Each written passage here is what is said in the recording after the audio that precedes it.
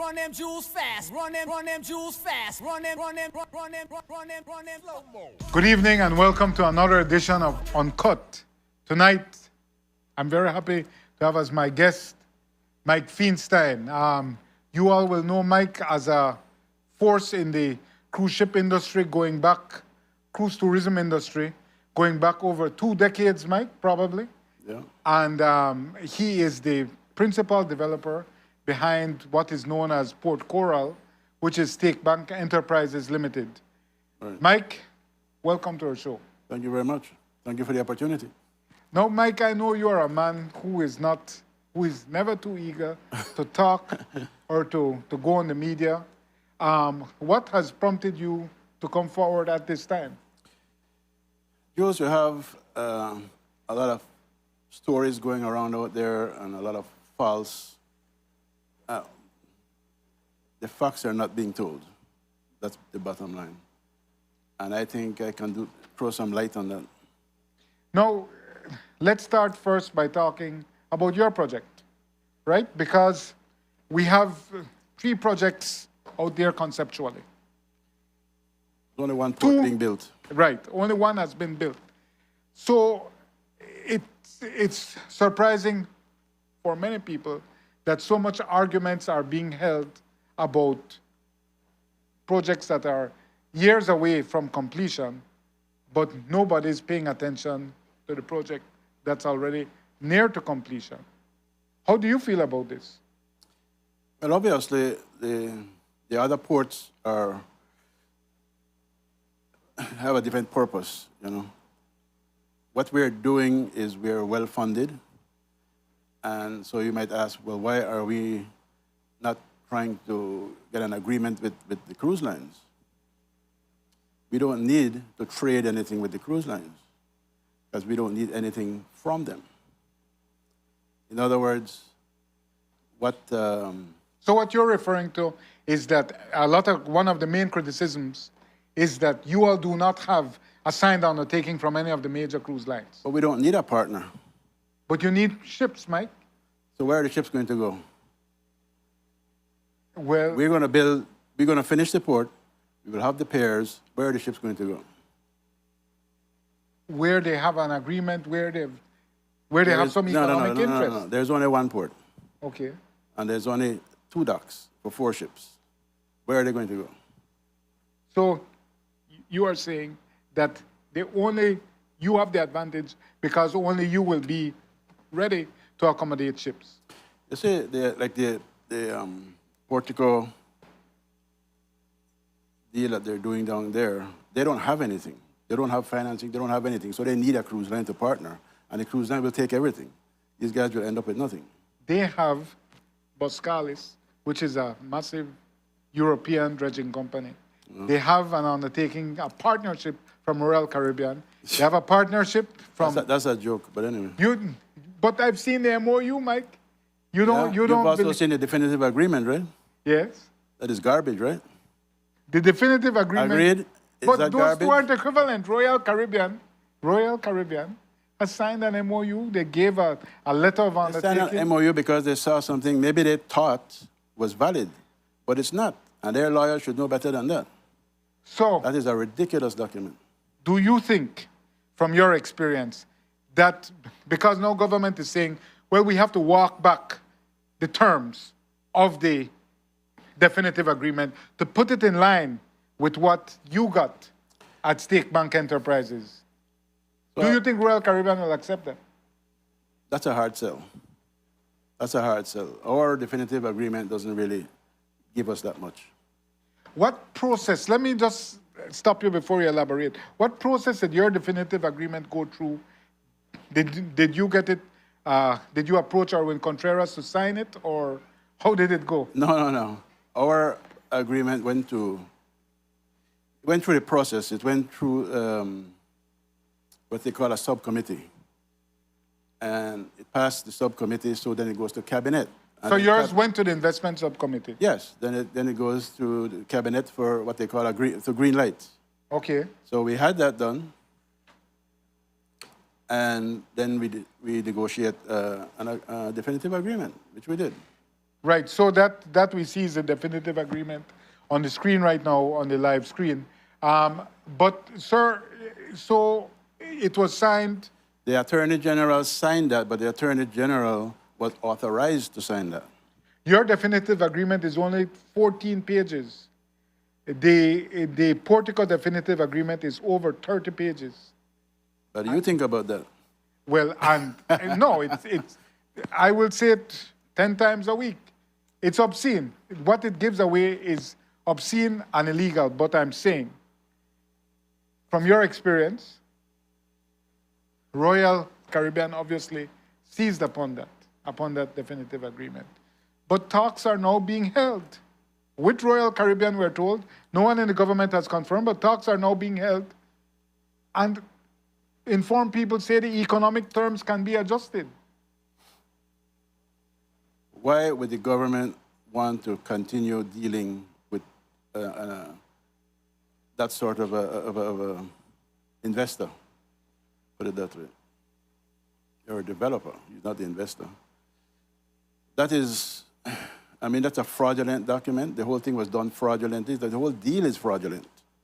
So why are we chasing that? Why is the government trying to chase that down to give it to foreigners? Because they feel that Portico is the only game in town because of its partnership with Royal Caribbean and its partnership with a major hotel line and financing, I'm told, out of the UK by another group. If you believe that, I got a bridge I want to sell you in London, no? Cheap. So you think it's all made up, Mike? Yeah, please. That doesn't, you know, if that agreement was passed, and they tried, it almost did, that would still end up in court. Because that's ridiculous. That wouldn't fly. So where does that put Royal Caribbean? Where does that make our country look? How does that make the government look? What senior people in the government tell me is that we wanted to go with Stake Bank and Mike Feinstein, but we could not because Mike, they say, big people say, Mike ran out of money. Have you run out of money, Mike? People are saying your project is dead in the water. No. Let me tell you something. I made a mistake and I take the blame, okay? Because I keep everything local. I try to keep everything local. We contracted, and it's a contract. They have a contract here for precast cement, concrete works. These are small pieces, big pieces, 24-ton pieces. And that contract will expire in 2 months, and all the parts are not even assembled. I mean, it's not there. They're way far from completion. So they're behind schedule. And then we had... So explain to me, this is the pier you're talking about? This is the pier. Okay.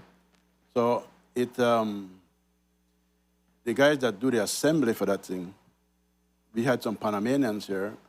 They had to leave because they don't realize that, you know what, they're charging me $15,000 a day to assemble, and there's nothing to assemble. So they had to leave. So then, James, and I think we have the more updated pictures that were sent today. Yeah, those are the more updated pictures. That footage was taken about a year ago. But so, Mike, so you're saying that Precast was supposed to supply materials for repair and they couldn't.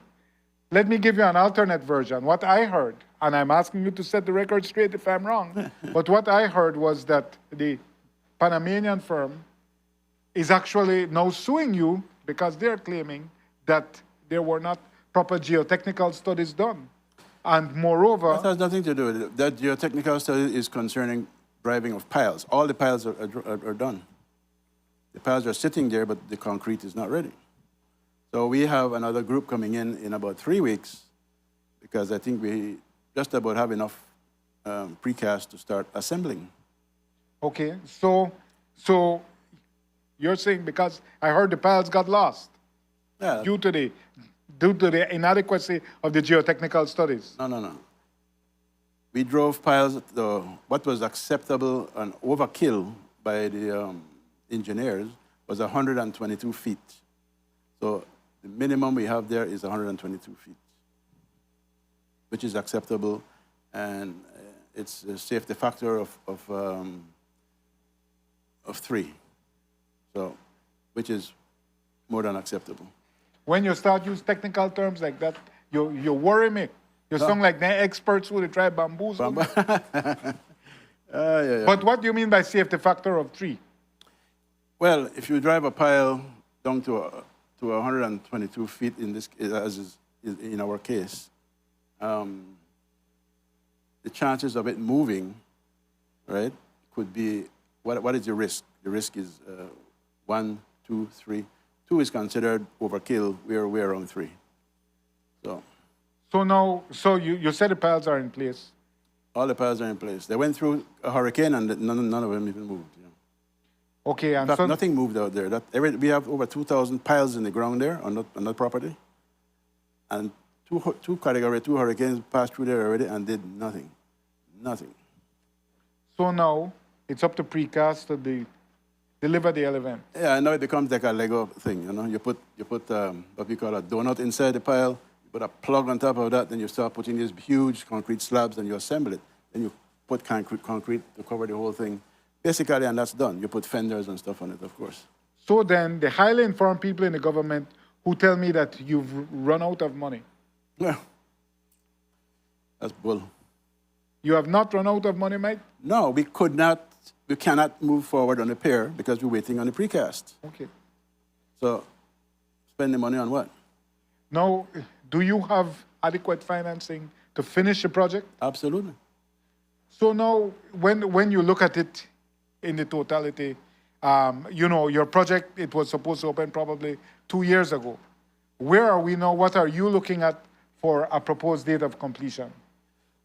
We're looking at doing a soft opening in 6 months. Soft opening meaning we're planning to bring the ship right up to where the dolphins. They have at the end of the pier is what we call a dolphin. That is where the ships tie onto. So the dolphins, they're coming to Belize. The Mexicans are coming here in about 3 months, and they start first with the dolphins while they're waiting on all the precast. So everything should just tie in. So they would tie onto the dolphin, throw an anchor in the rear, and in 3 minutes we can have everybody on shore. But the island is just drop dead gorgeous. You have over a mile, like pretty close to a mile of beach. White sandy beach, all the shopping, all the restaurant. It's nice. But then what you're saying, I'm hearing you, but what you're saying is that you're tendering, Mike. That's what you're saying. You're telling me No. that you're That's tendering. 3 You said it's 3 minutes away. That's still tendering. Yeah, but that's very temporary. You think that the cruise lines will accept this? I think so. One already has, the biggest cruise line on the planet has, yeah. So there's only one biggest cruise line on the planet, Carnival Cruise. You have... They don't like when you call them. Right? You have an agreement with them? The last meeting we had, basically they were saying, Mike, just give us a date. Just give us a date. We'll be there. And we'll do an agreement with you. They're happy, very happy. Okay, so now one of the criticisms, if one reads your environmental compliance agreement, it's for Voyager-class vessels. And that was what was reigning in the waters in 2017. Voyager is an old ship now. Yeah, but but that's what your environmental compliance plan says. Well, we're now at Oasis. Do you have environmental clearance for Oasis-class vessels? Yeah, our piers are built to handle the biggest ships made. Your pier is built, and I am no expert, but how will such a large vessel get into place? Will it require an additional channel to be created? Because an Oasis class is probably 5 times the size of a Voyager. They draw the same amount of water. I don't. I am telling you. But anyway, the biggest ships have already been to Belize, many of them. Right. Very often. But I mean to make it onto your pier, and what we're looking at there on that footage is the actual, the drawing that you showed me in your office last year, or the year before probably. Yeah. And those were the piles where the pier would be. But I'm saying in order to make it to your island, because where they dock right now is about 2 or 3 miles out from Stake Bank. Where the ships... pier is 1,200 feet long. Okay, yes, the pier is 1,200 feet long, but I'm saying to go from where the cruise ships currently dock to your island, will you have to, I'll ask you straight up, will you have to dynamite reef structures? No. We had the pilots in my office not very long ago just discussing it's called one-man key channel. I've heard about it. Okay. So that's where all the ships are coming in right now, including the bigger ships. Okay. Okay. If you get like a 40, 50 mile an hour wind, I think it would be challenging for them, but that is a minor adjustment on that channel, which my equipment can do, but it's the government's job to do that. That's not my job. A minor adjustment, you mean you have to blow it up? No. What do you mean? What does a minor... No. A minor adjustment to... They have, when you get turn into the channel, there's a little sandbank on one side. You just need to cut it down a little bit. Not a big deal. So the government would have to do that? Well, it's their job. I can do it, and then maybe I end up having to do it. But it's not my job. Which ministry would that be? That would be Port Authority. Okay.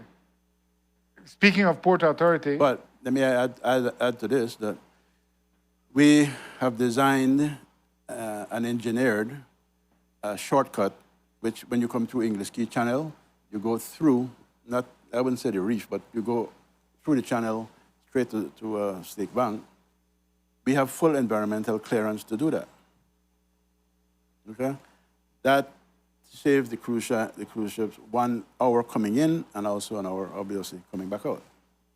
And it's a much safer departure, so that instead of pulling anchor at 3 o'clock, they could actually leave at 7, 8, 9 at night. You know, changes, it's a game changer. But have the cruise lines accepted this? Oh, they love it to death. That is like the Rolls Royce. But it's also $11 million to do it. So it will get done, not this year and not next year. Who will pay for it? I guess I will. You have to have a lot of financing. The reports say, and again, but these things, Jules, listen, as far as banking is concerned, if I tell the cruise line, you pay me $1 per passenger to use that shortcut, the banks will take that, right? I'm talking about $1 US, because it's saving them 2 hours of running time. That's fine. They charge the customer for it anyway. Right? Big people talking, Mike, again, in government, saying that... You talk to one big people, man. They talk to me. So what these people are saying is that you and your main financier, the Atlantic Bank, have reached your limit.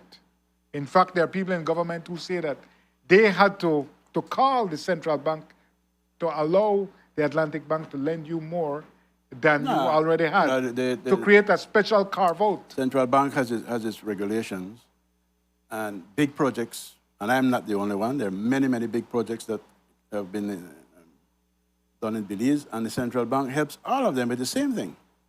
They helped us with an additional $30 million. But look at the size of this project, you know what I mean? That's nothing. That is their job to do that. And that's not a favor. I'm doing Belize a favor. How the hell do you think they're going to do me a favor? So now, I just, let me be clear, because the government is saying that that is your main source of financing, and that source, the Atlantic Bank, has dried up. We have used up that $30 million, right. But we're spending $250 million, so what do you think? It's not coming from Atlantic Bank. Atlantic Bank is a huge group, all right? And I think their net worth right now is around $12 billion. So they don't have a problem. So you're saying, and this is pivotal, that you all have financing from another group. It's a different group that's affiliated. Okay, and so and your relationship with this group remains good. Absolutely. And they have full confidence in the project going forward, because absolutely, the reports say that some man get cold feet because while the grass grow, the house is starved. Well, you know, like I say, I made a mistake, because The same people. let's be careful about precast, because then don't send me a lawyer's notice. Live, real time. Precast say it's not the company that is late on delivery. It's really... Oh, no. Precast is the name of, if you make concrete, Okay, good. and I ask you, Jules, Good. make me a block of cement 6 Right. feet by 6 feet by 6 feet, that's precast. So you're referring not to the company, Yeah. no reference to any company. You're referring to the precast form. Yes. Your problem is with your supplier. If they got which company is when they precast, I don't know yeah. about it. It's no reference to the company called Precast. Gosh. Jeez. Jeez, people sensitive, you know. Anyway, but yes, we How could I even understand. compare that to But your dispute is a company not named Precast, whose name I know and I I never won't know who point they out. are. Right. But so, you know, you spoke about the lovely beaches you have, and I've seen it when it was in the development phase. But again, your critics, and they are myriad, Brother Mike, your critics say that in fact you have reclaimed 13 acres, but you only got permission to reclaim 2. Not so. Explain. We went to, we got the permission to survey and fill and everything else from the Ministry of Natural Resources. We didn't just do that, right? In fact, we were checked out a couple of times by the DOE. One thing, checking them on the same thing, you know. How come the island, you know, you're pumping sand and you don't have the... I showed it to them, so they're okay. It's not a problem. But Mike, 13.2 acres is a lot more than 2.2. Well, I don't know where you get 2.2 come from. So you were not limited to that No, original. my original thing I said was allowing me 25 acres, Okay. right? So now, another criticism is that this 13.2... Geez, people could criticize. No, Mike, this is the most talked about project. Only recently Did I Portico think they don't overtook want it. it, no, John? Only recently Portico overtook it.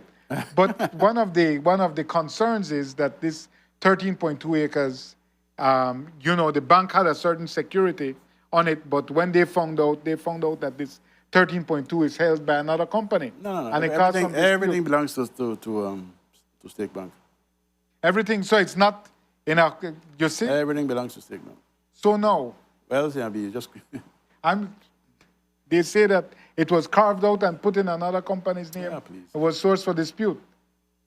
Denying it. Yeah, of course. Okay, so Mike, all these, and I've asked you a lot of the principal challenges that people have about your island. If all these things are in place, why is the government not saying, well, back the Belizean project? Back the project that's almost finished.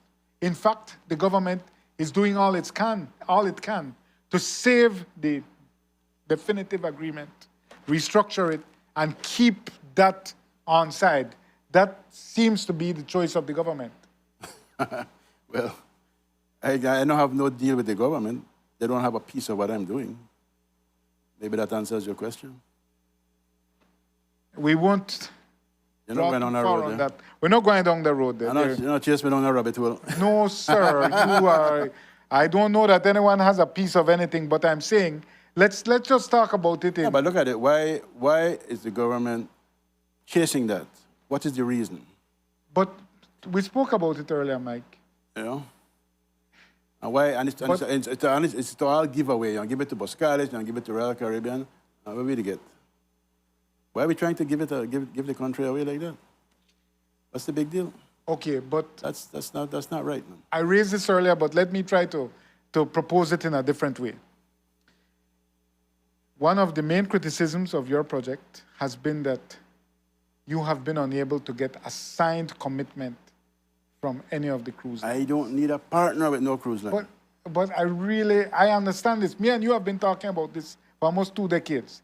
And you have always resisted. If I go to one of the major cruise lines and I say, I want you to give me a usage agreement, right? And I say, okay, so what's in it for me? Now I have to give them something. Right. And I don't think we need to give away anything to anybody. Whatever you give away goes outside the country. It doesn't stay here.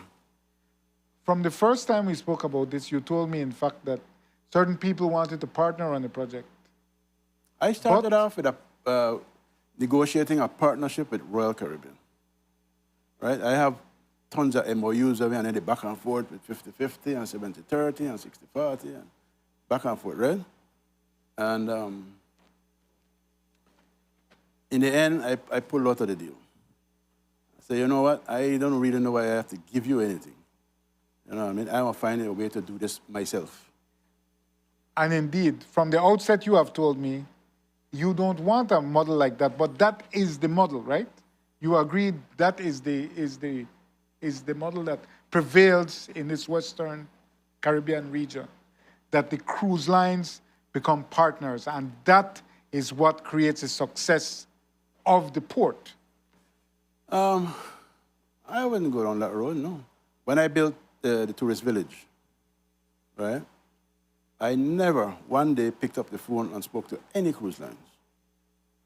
The day we opened, the cruise lines were coming down to see what's going on and what the possibilities, you know, and how because it's all about guest experience. Nothing else matters. It's all about guest experience, right? When we opened the doors, we went from 14,000, which was, you know, people getting off at Radisson. 14,000 cruise arrivals annually. Yeah. We got 350,000 the first, as we opened the doors. Then it went to 550, then 650, then 750. Right? It's left it almost at 1 million. So you're actually saying, based on your experience and instinct, that the Field of Dreams model works. If you build it, they will come. Not exactly. I mean, if we have more than one cruise port, we have an issue with that. It's who give them the most. Yeah. Again, it's about give. You know what I mean? I'm not into that. I don't think that's necessary. What you don't think what's necessary? I don't think it's necessary to give let's just call them foreigners. I don't think we need to give the foreigners anything. It's not necessary. In my case, it's not. You mean in terms of partnership? If I did not have financing, if I had issues getting this thing off the ground, then the only way to do it is to say, listen, let me and you do this thing half-half, right?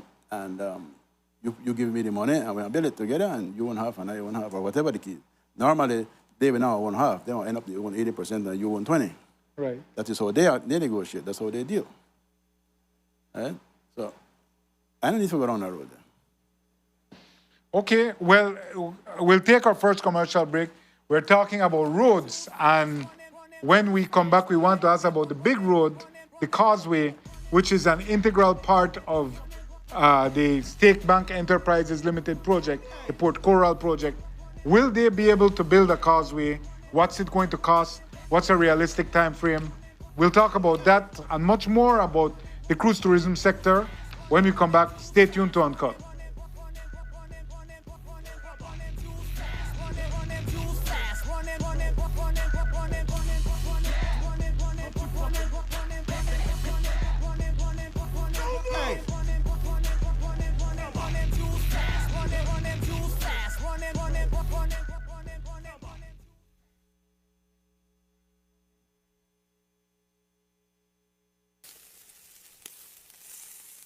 Well, I can't believe we the grill pan just hold the grill. Well, don't worry about nothing. If we got a new one at the Benny's Father's Day Fest. Oh, that they happen again? Yes, and this year, Benny's is giving 19% off store-wide. Yes, 19% off everything. Why we have for that, bro? but wait, don't forget, the race is still on. The Benny's 100 car race, where racers will once again compete to claim the top prize and become the champion. Anyways, look on the time. If you have this grill, I need to go. Alright, yeah, bro. New whip? Push the start. Alright, big time. Boy! Boy, Kagali push the start, man. The Benny's Father's Day Fest, Saturday, June 17th, Benny's Superstore. This one you don't want to miss.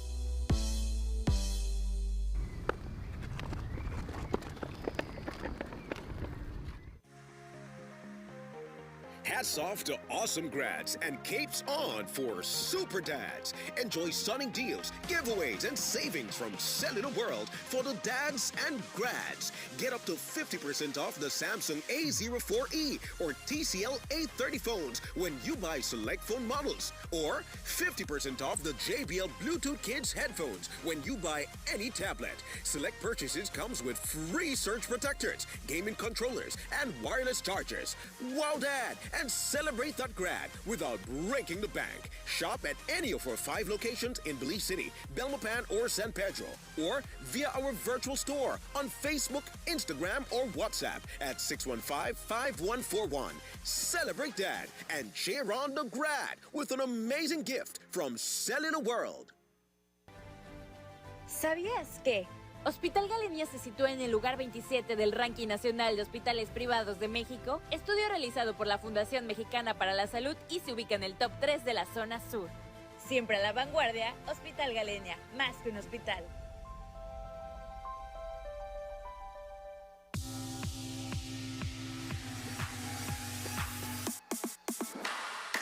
Sign up for Smart Share Plan and save big. Whether you're a small entrepreneur starting up your business, a student on a limited budget, or a family trying to save, this is the plan for you. With unlimited SMS, calls, and data, we help you save. Get up to 5 lines for as low as $30 per line monthly, only with Smart. Sign up today at any Smart showroom or sales manager countrywide.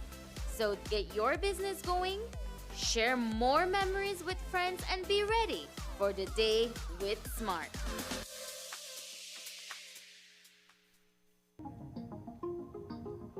We were granted access to the Stake Bank cruise port that Galvez had shown us. We're gonna have some office space for our staff in the front here. And then to the end there, that's gonna be a huge family beach with lots of huts over the water, restaurants, bars. This project is owned by the Feinstein family, one of the largest business owners in the country. You know, when this project is complete, you're looking at 4,000 jobs indirectly, and that trickle-down effect is gonna benefit maybe about 10,000 households. This cruise port, we don't need anything else in the country. This is perfect for Belize.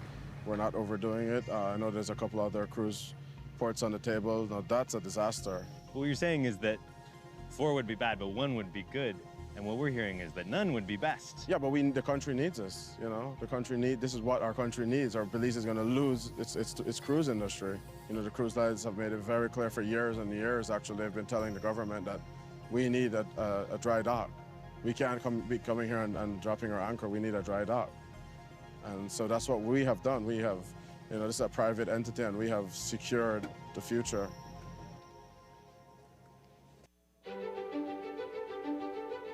Technology is ubiquitous, and it's transforming how, when, and where we work.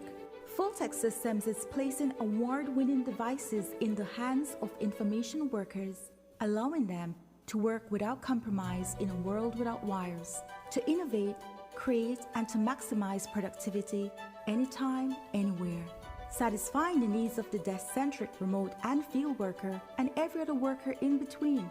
We are providing the industry's best devices to businesses going through the process of digital transformation. Partner with us today to provide the solutions that will allow your employees to work effectively and efficiently to enhance your customers' experience.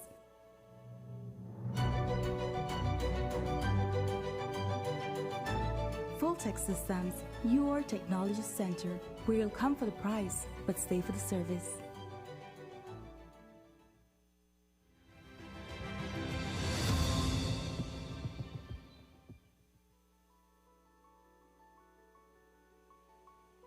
My name is Mike McFadden, and my company, Mac Maritime Inc., proudly represents the Port Coral and North Drown Cay projects in Belize to the cruise industry.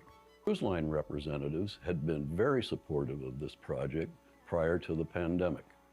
Now, this offshore cruise development is even more attractive given the developer's ability to create a highly secure, well-managed destination that can be operated in accordance to any health and security guidelines the future may bring. Most importantly, this is a 100% Belizean-owned development, not a cruise line, not a stateside or offshore investor, so everything stays in country. Port Coral will be a major economic and tourism engine for the prosperity of the citizens of Belize. So, I ask all of you to support this project by making sure the politicians and business community understand the very positive economic and social impact it will have for the next decade and beyond. Thank you.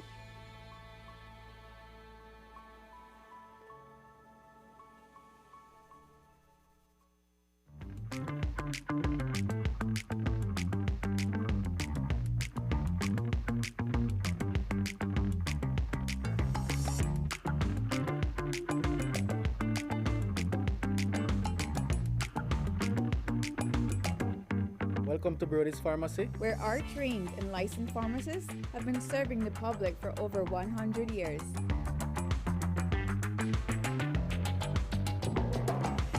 Thank you. Brody's Pharmacy has the widest selection of vitamins and supplements that I need. It's our mission to supply all your prescription needs. We take pride in our fast, friendly, and professional prescription services. I am amazed at how professional these pharmacists are. We are agents of all leading brands such as Fitzroy, Johnson, Denk, Carlisle, Quality Choice, Sophia, Pfizer, Dynarix, and so much more. They have the highest quality medication in the country. We keep coming to Brody's Pharmacy because of the extra care and attention we always receive here. Excuse me, sir, can I help you with that? Thank you, young man. See where we shop at Brody's Pharmacy? We have 3 convenient locations in Belmopan, Belize City Albert Street, and 2.5 miles Philip Bolson Highway. We also offer our wholesale services on all our medication. Come on over to Brody's Pharmacy for service, value, and satisfaction. Your health is our priority.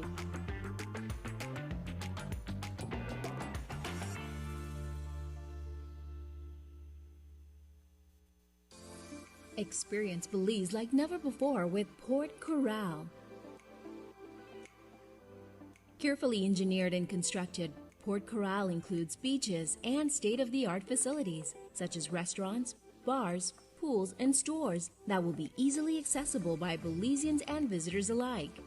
Cruise ships entering Belize via Stake Bank will now save up to 2 hours of travel, with the new proposed route giving visitors more time to relax, enjoy local cuisine, experience our culture, and shop for Belizean souvenirs. Those who wish to visit the mainland to explore the many beautiful wonders and sights that Belize has to offer can do so via causeways linking Stake Bank and North Drown Key. You can also travel the existing tendering route by boat. With countless activities and enticements, Port Coral breathes new life into Belize's tourism industry, offering opportunities which will in turn boost our economy. Port Coral, revolutionizing cruise tourism in Belize. ¿Sabías que? Hospital Galenia se sitúa en el lugar 27 del ranking nacional de hospitales privados de México, estudio realizado por la Fundación Mexicana para la Salud y se ubica en el top 3 de la zona sur. Siempre a la vanguardia, Hospital Galenia, más que un hospital.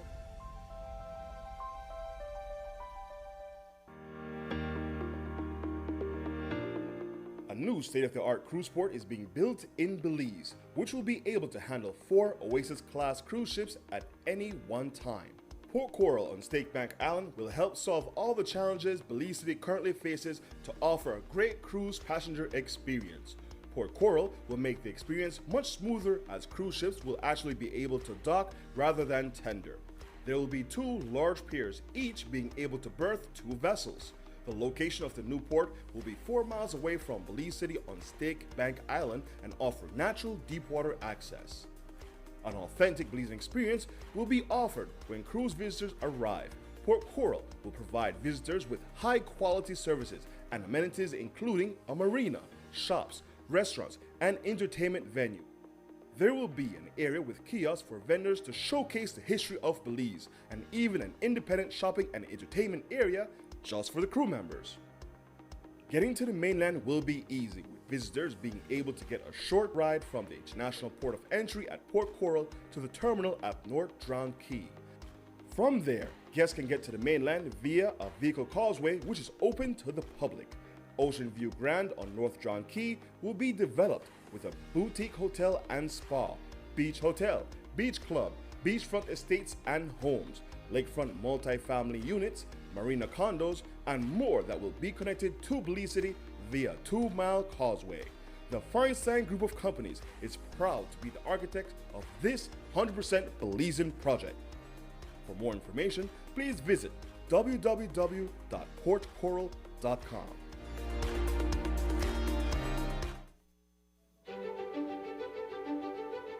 Technology is ubiquitous, and it's transforming how, when, and where we work. Fulltech Systems is placing award-winning devices in the hands of information workers, allowing them to work without compromise in a world without wires, to innovate, create, and to maximize productivity anytime, anywhere, satisfying the needs of the desk-centric remote and field worker and every other worker in between. We are providing the industry's best devices to businesses going through the process of digital transformation. Partner with us today to provide the solutions that will allow your employees to work effectively and efficiently to enhance your customers' experience.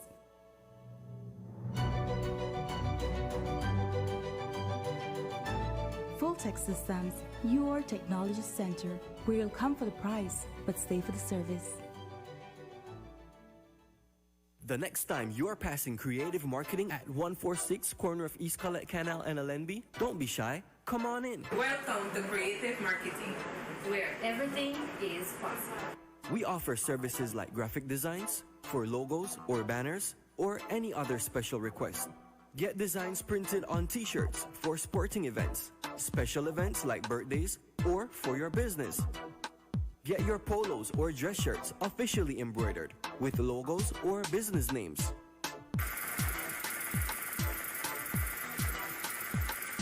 For special requests, our sewing department can get you fixed up with custom preferences. Our in-house name brands like Eliani's collection produces uniform dress shirts and blouses for work or school. Our Z-Tech Sportswear produces fisherman shirts and dry fit polos for males or females. Ask about other items. In other departments, we produce customized banners and fin feathers. At Creative Marketing, there's so much more. So next time you're in need, come take a look.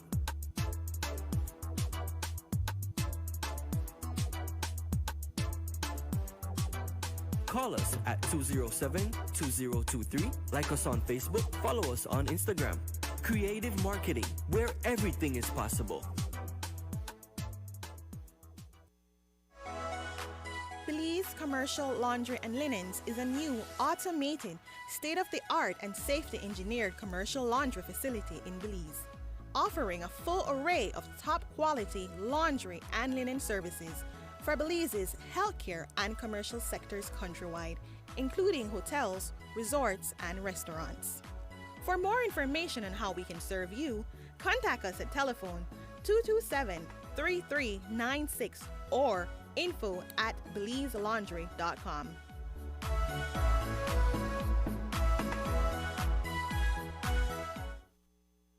Run them jewels fast, run them jewels fast, run them slow mo.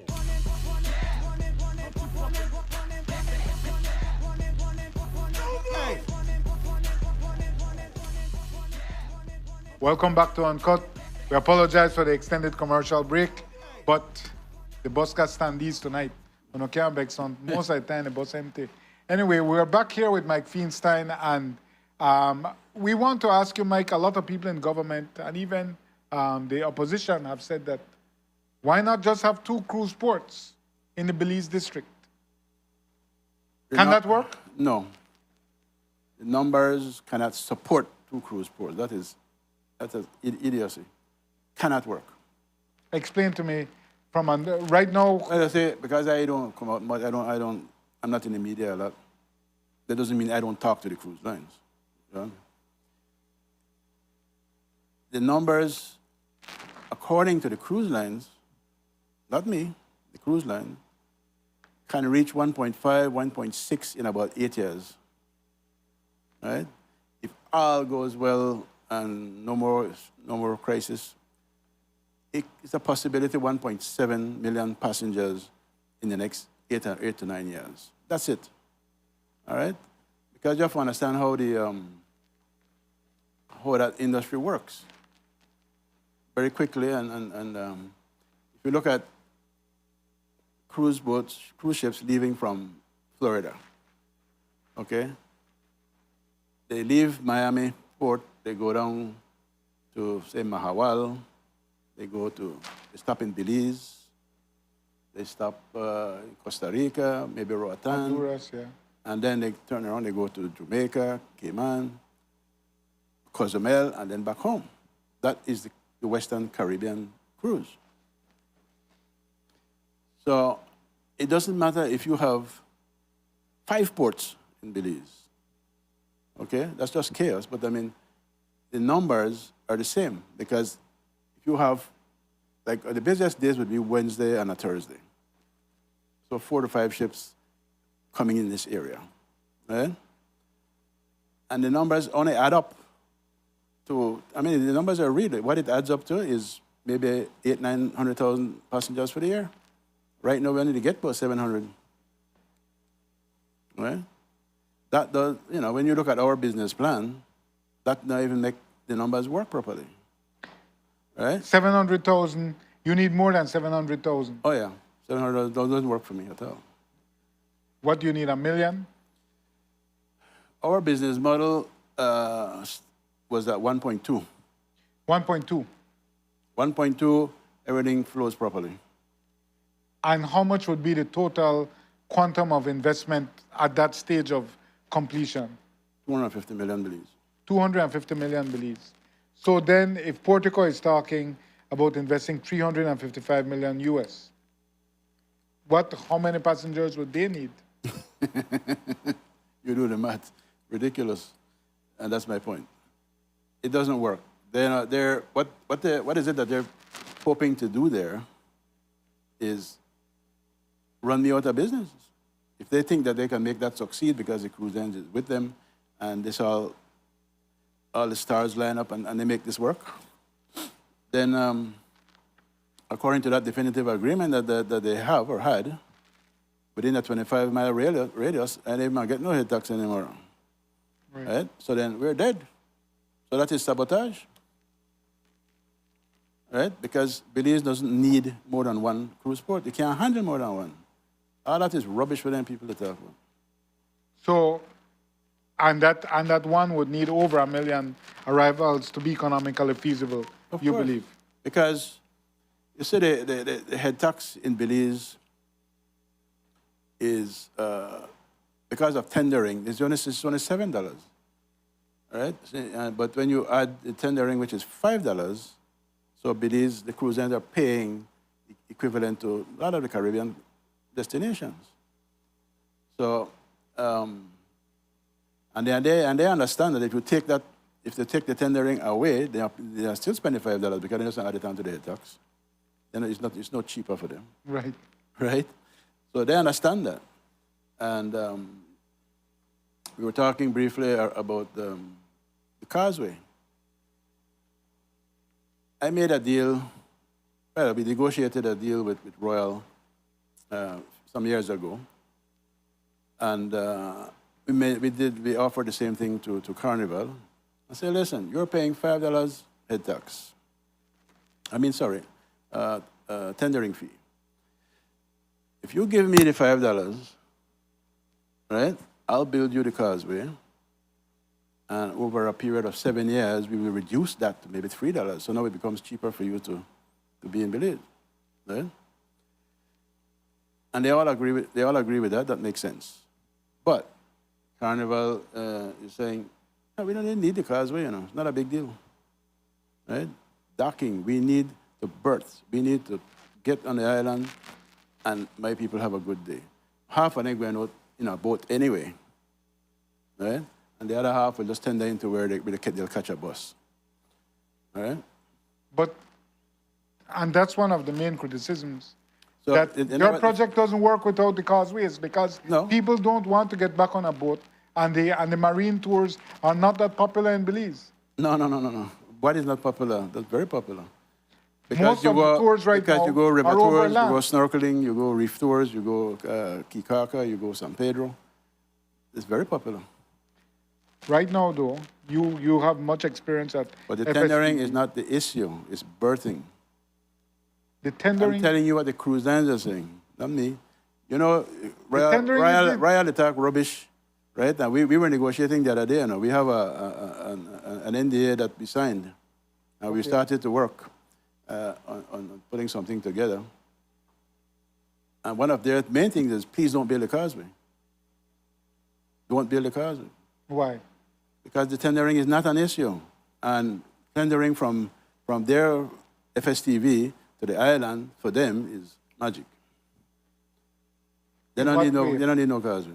They don't need a causeway. But informed people say, Mr. Feinstein. Informed people. Informed people in the government and in the sector say that in order for your project to work, you need a causeway.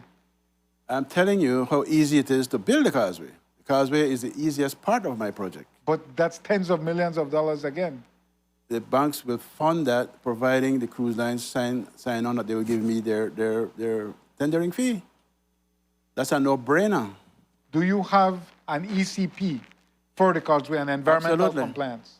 Absolutely. You do have it? Absolutely. We already paid for usage of the seabed, everything. Was that subject to public consultation?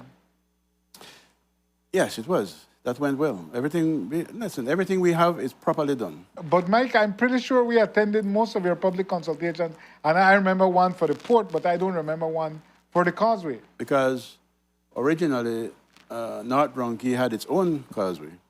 So when that went to public consultation, it was there. And then, remember we did this again in 2017? James, we have the updated animations of what the causeway would look like, if we could show that. These are animations produced by your company of what the causeway would look like, right? If you can see it over there. And this causeway they're showing is from where to where, Mike? That's from Belize City to North Ronki. Right. This is an animation, but so this is Belize City to North Ronki. So explain that leg of the causeway. That's a 2-mile leg from Belize City to North Ronki. 2 miles, no big deal. It's over Manatee Reserve. It's over Swallow Key Manatee Reserve. It's a bridge. Yeah, but it has to go. Has a bridge ever killed a Manatee? Listen, boats kill Manatee. Bridge shelters Manatee. But there are environmental concerns with the piling process, etc. No, that's bull. But it will destroy the natural habitat. Okay, the argument they can come up with is punching piles in the ground. Right. Right? Disturbs them and they leave the area. But you don't think they come back? They leave the area to go where? You know? So you don't feel that it poses an environmental threat, and you said you did get environmental clearance? Yes. Okay. So now, and you believe you can attract financing, but you're saying that the cruise lines have said tendering, and I want to repeat, is not a problem. Not a problem. Not a problem. The boats today, I mean, thanks to, Macho Castillo and guys, they have built tender boats that will take 650 passengers, 500 passengers, 450 passengers, big, comfortable boats on a 12-minute ride. And if we start running that over to North Ronki, then it becomes a 7-minute ride. So it's part of the adventure. It's not a big deal. There are... As a matter of fact, let me elaborate a little bit more. When UDP first got into power, I had the vice president of port development, a friend of mine in Belize, and I said, let me make an appointment with the Prime Minister, and maybe you can give him a Cruise 101, because he's new, he doesn't understand the cruise industry, but it's important that he does. So we went to see the Prime Minister. And Royal Caribbean told the Prime Minister, and I'm sure he remembers, he Mr. Prime Minister, our ships are 14 stories high. Coming to Port La Yola area and looking at this kind of a decrepit commercial port, and looking at Southside, poverty area, sewer systems are there, the garbage is there. I would never bring my ship here. That is what he told the Prime Minister. Because we don't dock next to a commercial port. That is a thing of the past. Okay? So I just thought I'd mention that. And you believe that is still a major deterrent against Waterloo, that the ships would have to land in Belize City. You have sewage ponds to the left. Remember these things are 14 stories high. Right. And some even more now. Yeah. They're higher than that now. Yeah. So you believe that is a critical issue playing against Waterloo? Yeah. Commercial port is not, that doesn't work anymore. And no. I'm telling you what the Vice President was saying. All right? You can ask Mr. Barrett in your next, whenever you chat with him again. No, you're saying that you would need 1.2 million tourists at your destination. Our business plan was based on that because that was what reality was at the time. And then, of course, we had COVID and then the numbers fell. Harvest Key gets less than 500,000 and they make it work. Yeah, but then their whole thing is pretty, it's well done, it looks nice, but that won't mean a nice house and a nice pool and a nice beach, right? So I built something to last. This, you see, if like I said, we don't get too direct hit on a category 2, but if we got a category 4, I don't think you possibly could get more on that in that location. I feel that we are back in business very shortly. We know crush. If you get a major hit from a hurricane, and James, if we could show some of the footage when he went out there. Like I said, we have 2,000 piles out there. And what happens if, I've always knocked these things around in my mind, and I've also discussed them with some of the people I know from the cruise lines, and it's a concern to them as well. I look at 9/11 and look at that situation, that disaster, right? And I always thought, Jesus, the cruise ships are the easiest target. What happens one day, a ship blows up? Mm-hmm. This thing comes back and haunts us again. So cruising is finished. So what do? Well, if I put a hotel out there, I have a destination that will, like a mini San Pedro, it'll work quite well. But, and that is the reason we designed also the North Drum Key project. But because one backs the other one. Right, and the North Drum Key is another project completely which you said would be upscale, or your vision for it would be upscale shopping. I think you have a video of that. Right, upscale shopping, rental suites, etc. But my question is, you're saying that your island is a destination. Yes. People in the industry are saying nobody wants to get off a luxurious cruise ship with every type of amenity to go to an island. They want to go and have an adventure. People come to Belize for adventure tourism. But they prefer to get off down the Mosquito Coast or by the sewer pond. Which one? I'm just saying. I'm just saying. Yeah, but I'm saying that you have invested a lot. An island is an island, Jules. Would you rather get off on a beautiful island on your cruise? If you took a Western Caribbean cruise and you go to all these destinations, would you prefer to get off on a beautiful island that has everything on it? And you take a boat and you go wherever you want from there? So you feel that of the three options, which is the Port of Magical Belize, the option is along the southern Let me Belize explain something coast. to you again, all right? And that's not an education class, no, but if you look at the Belize River, what comes out of there, the silt and the current that goes through there, especially when you have Top Gal, and every year we have this problem. Tons and tons and tons of material come out of there. It heads down south. It clogs up the Belize, the mouth of the Haloba Creek there. Right. by FSTV, and they have to almost every year blow it out, judge it out. Of course. And then it passes by Port of Belize, and there they have another issue, because right now they both in the pound the bottom down there, because their agreement says they should have to keep that thing at 10 meters, and it's already at 8. Silt problems. So you want to dig one trench there, silt problems, right? But anyway, that silt continues down. It bucks up into Siboon River, and they join forces and they head down south.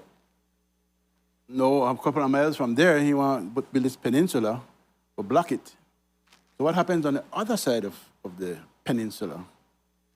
Everybody's property starts to erode. Okay? Nobody, I don't even see anybody mentioning that, but that's a, that's so a major... you feel that is an untold environmental disaster? It's worse than Waterloo, by far. But nobody has done that study. It's just something we're going to rush. You know, you get an ECP because they wanted to give him an ECP. That's not proper. In fact, that's under judicial review right now. Explain to me that judicial review process, because you already had a lawsuit pending against NEAC and Portico, right? And then your attorney, Glenn Godfrey. And then I think we have the letter, James, the letter from the Glenn Godfrey law firm, recently sent off a threat of another lawsuit to the Attorney General. Can you pull that one up for me, James, from Glenn D. Godfrey law firm? Explain that to me in the most basic terms, what these multiple lawsuits are asserting. Like I say, the ECP he has, just like his definitive agreement, is faulty. It wasn't properly issued, and the proper protocols was not followed. So that's not a legitimate ECP. We're suing the Attorney General. I mean the DOE for that. Okay, so we see the letter. And that will probably get cancelled. You believe? Hold on. That will be revoked. You believe that the NEAC approval will be revoked? I think so. Based on this legal action that you're taking? I believe so. Now, explain to me, because this entire process, the entire Portico process has been they got their definitive agreement first. Backwards. Right? Yes. So normally. Yes, so let's explain what was your experience. How did you go through it in terms of moving from environmental approval to act of parliament to definitive agreement? We first went to the subcommittee, the cabinet subcommittee, and we did a presentation, and there you have to show that, well, okay, we have the money to do this project, and the project is sound, and et cetera, et cetera. And if they accept the project, and if they don't, it stops right there. If they accept it, it goes to cabinet, and they give it a green light, as they call it, if approved. And then from there, now you prepare and negotiate a definitive agreement with the government. Have that signed, it goes to Parliament, there you go. So now, when the first thing that Portico got was the comprehensive definitive agreement, 30+ pages, that immediately, in your mind, knowing the process and knowing how things should logically progress, that rang an alarm bell for you. Oh, big time. And then you look at the agreement, and it was hidden all as well. Right. Right? Why are you hiding something if you have something good? You know? When I signed this, I made it public. In fact, you were there. Right. Right? You were there. It was public. Yeah. They have nothing to hide. But you hide this thing from 2020, 2021? What are you hiding it for? You know? And in the agreement, it says, we have to hide it. Right, confidentiality. Yeah. Ridiculous. But let me ask you, Mike. All this while, he's using that to negotiate and try to sell this pie in the sky to the cruise line. And it's interfering with our project. Do you believe, and we don't want to be unkind because they aren't here to defend themselves, but knowing all that is at stake, in your opinion, are David Gegg, and don't be unkind, are David Gegg... I'm not, I just talk facts. Are David Gegg and Gulab Sharma reliable partners for both the government of Belize, which wants to see this project through, and Royal Caribbean? Again, don't be gratuitously unkind. They know they have to defend themselves. But are they straw men? I don't think that they will end. If something was to work out, if this deal was to go through, however it may, I don't think they would end up with 10% of the whole thing. If they're lucky, they would end up with 10% of this whole deal. So it's all going to the foreigners. So you think... And so every penny that it makes will go out. All right? And then we have to do about Belize City, with all the people who have invested in any restaurants and any shop and any carving outlets and this and that. What you do with them now? They going 10 miles out? Well, but your thing is the same. You are taking the tourists out on an island. No, because we're building the North Ronkey project, and that is not a port of entry. You so want to build the North Ronkey project, Mike? You want to build, but you're not building it. Yeah, well, like I said, we have a lot of interference, don't we? You know, the other day, and I can show you, I don't really want to go into that, but anyway. Mike has brought a big black file with this is just my work. With him. It's not my work. Okay, I'm concerned when somebody walks in with the equivalent of a black book. No, when a liar walks in with that, you have to worry. We have, we were discussing this with the IDB, right? And they gave us a indicative letter. They gave us... This is IDB Invest. IDB Invest. Yeah. They gave us a mandate letter. They gave us another one here somewhere.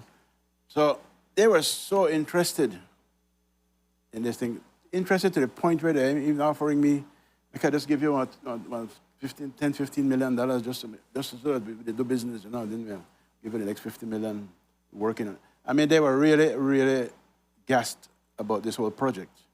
Even to the point of giving us refinancing if we need to. This was done November 2021. Okay. Right? Then pops up out of the blue. And I will tell you it's intentional. And they start this ruckus about, we don't know if this thing is valid and this and that. We have to investigate. Right?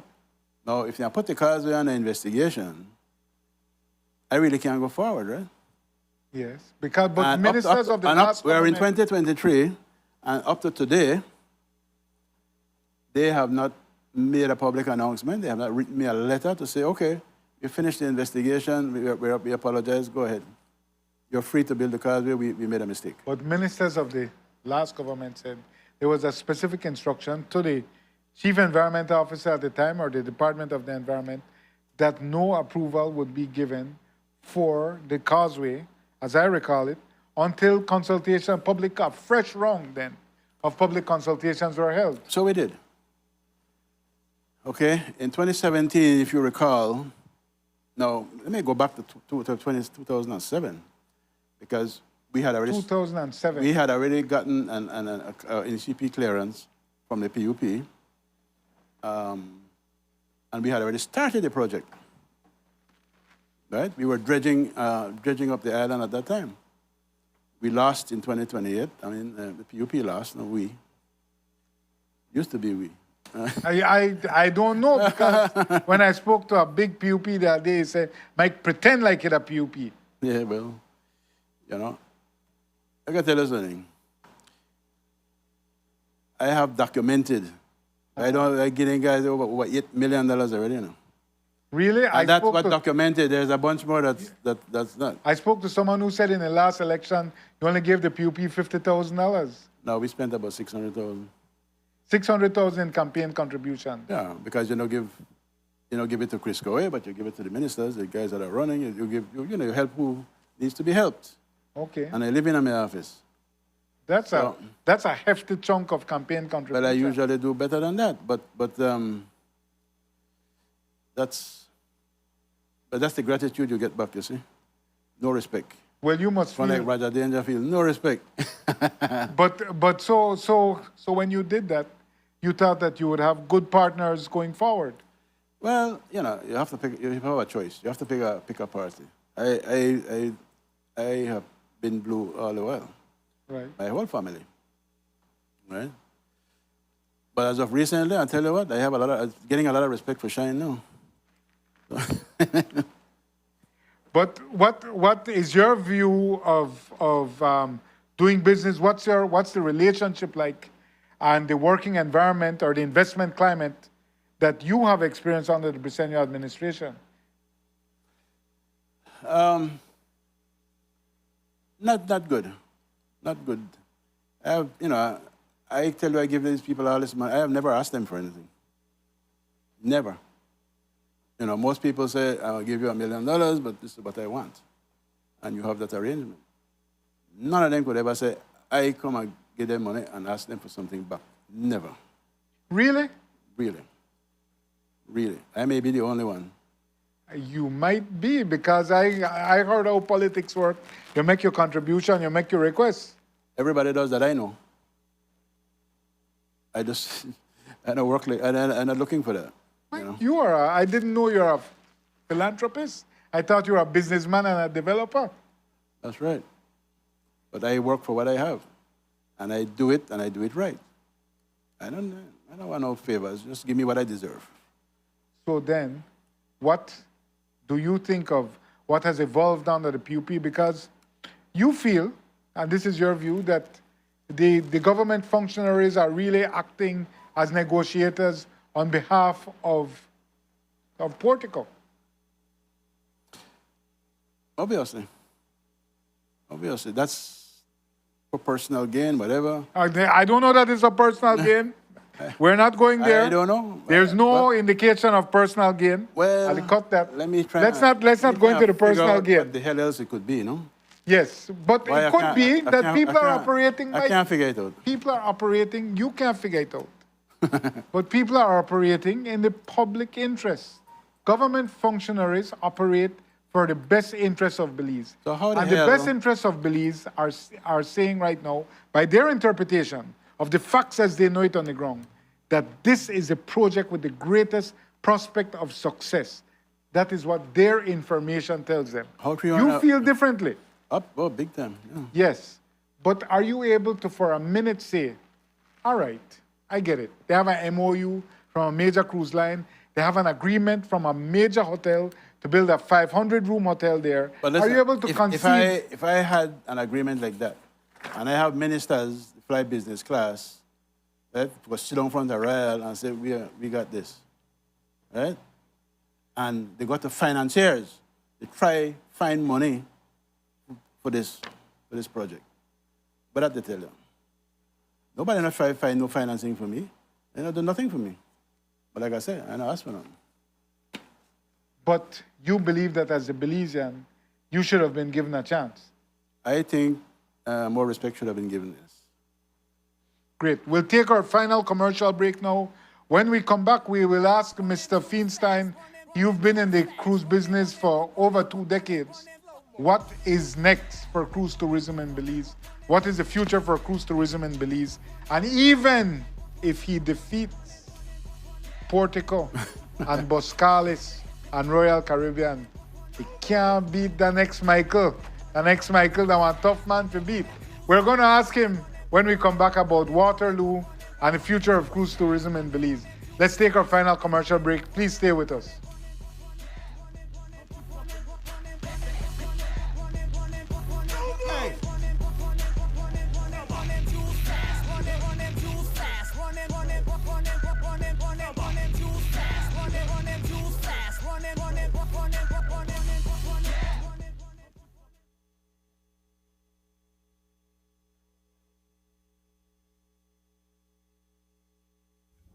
Benny's is kicking off Father's Day with popping deals for dad in the month of June. Visit a Benny's near you and get store-wide discounts on selected items such as Milwaukee and Axie power tools, Charbroil barbecue grills, car care products, Karcher pressure washers, and much, much more.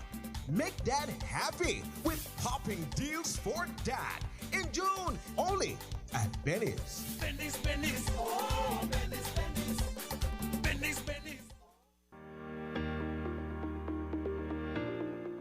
new state-of-the-art cruise port is being built in Belize, which will be able to handle 4 Oasis-class cruise ships at any one time.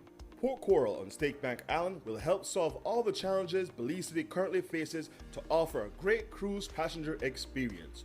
Port Coral will make the experience much smoother as cruise ships will actually be able to dock rather than tender. There will be 2 large piers, each being able to berth 2 vessels. The location of the new port will be 4 miles away from Belize City on Stakebank Island and offer natural deepwater access.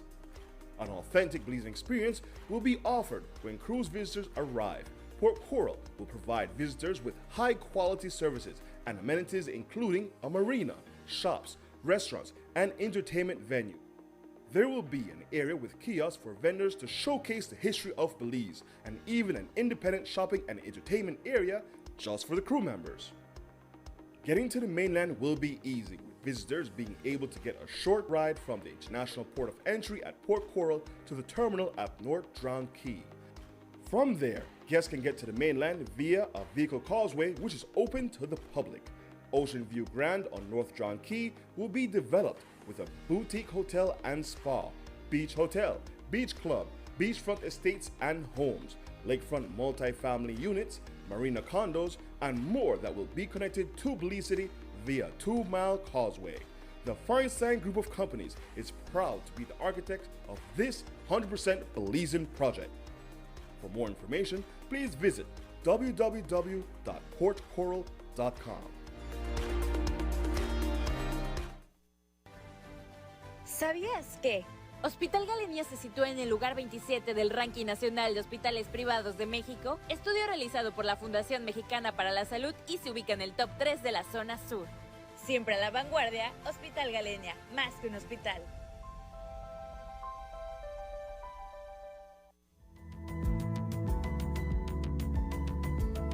Smart introduces Real Unlimited Postpaid Plans, providing customers with unlimited talk, unlimited text, and unlimited data. Now that's a real great deal. With Smart Plus, Share 1 and 2, and Enterprise 1 and 2 plans, you can talk as much as you want, text as much as you want, and for the first time ever in Belize, you can enjoy unlimited data with your postpaid plan. So come in and sign up for an unlimited postpaid plan and enjoy limitless possibilities. In addition, other plans such as the Flex Junior, Choice, and Select have been boosted with a lot more talk, text, and data, providing you with the best value for your budget. Be unlimited with Smart. It's time to power your dollar with Smart.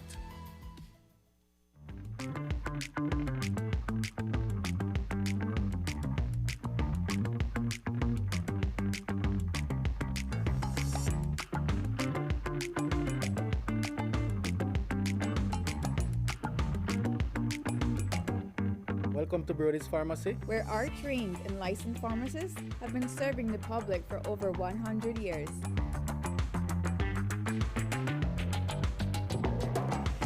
Thank you. Brody's Pharmacy has the widest selection of vitamins and supplements that I need. It's our mission to supply all your prescription needs. We take pride in our fast, friendly, and professional prescription services. I am amazed at how professional these pharmacists are. We are agents of all leading brands such as Fitzroy, Johnson, Dank, Carlisle, Quality Choice, Sophia, Pfizer, Dynarex, and so much more. They have the highest quality medication in the country. We keep coming to Brody's Pharmacy because of the extra care and attention we always receive here. Excuse me, sir, can I help you with that? Thank you, young man. See where we shop at Brody's Pharmacy? We have 3 convenient locations in Belmopan, Belize City Albert Street, and 2.5 miles Philip Bolson Highway. We also offer wholesale services on all our medication. Come on over to Brody's Pharmacy for service, value, and satisfaction. Your health is our priority.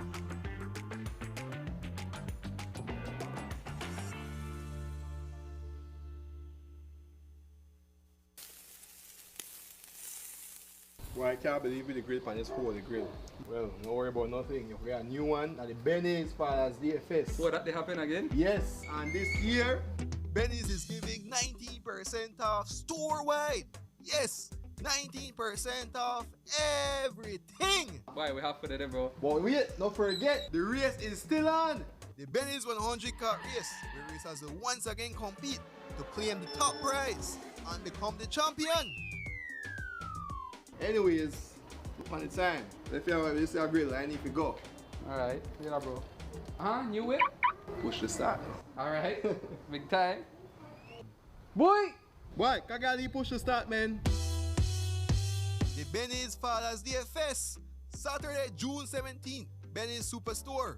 This one you don't want to miss.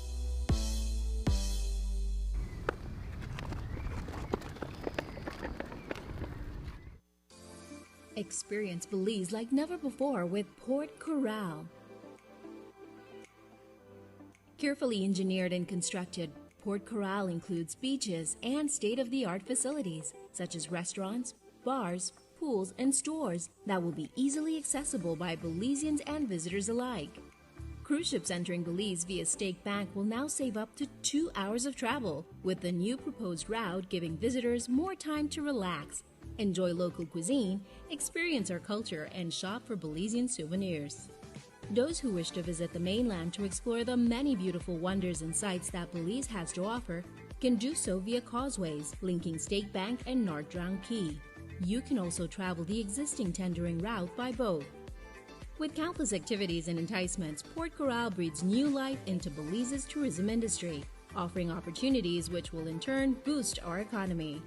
Port Corral, revolutionizing cruise tourism in Belize. ¿Sabías que? Hospital Galenia se sitúa en el lugar 27 del ranking nacional de hospitales privados de México, estudio realizado por la Fundación Mexicana para la Salud y se ubica en el top 3 de la zona sur. Siempre a la vanguardia, Hospital Galenia, más que un hospital.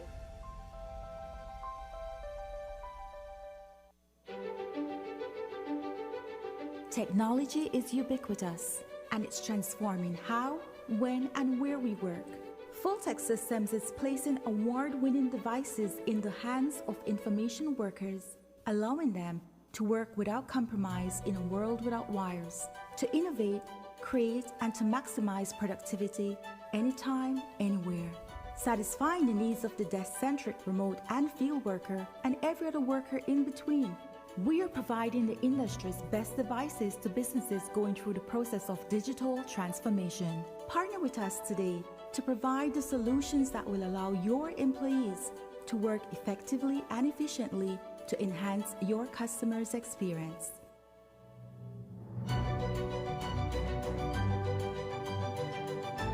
Full-Tech Systems, your technology center, where you'll come for the price, but stay for the service.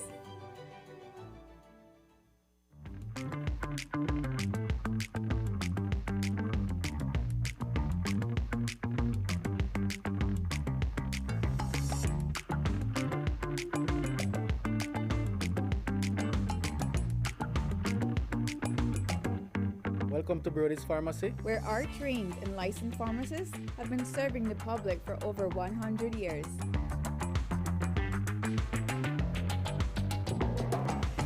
Thank you. Brody's Pharmacy has the widest selection of vitamins and supplements that I need. It's our mission to supply all your prescription needs. We take pride in our fast, friendly, and professional prescription services. I am amazed at how professional these pharmacists are. We are agents of all leading brands such as Fitzroy, Johnson, Dank, Carlisle, Quality Choice, Sophia, Pfizer, Dynarex, and so much more. They have the highest quality medication in the country.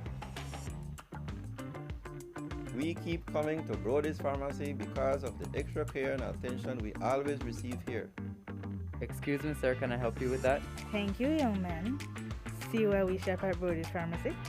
We have 3 convenient locations in Belmopan, Belize City Albert Street, and 2.5 miles Philip Bolson Highway. We also offer our wholesale services on all our medication. Come on over to Brody's Pharmacy for service, value, and satisfaction. Your health is our priority.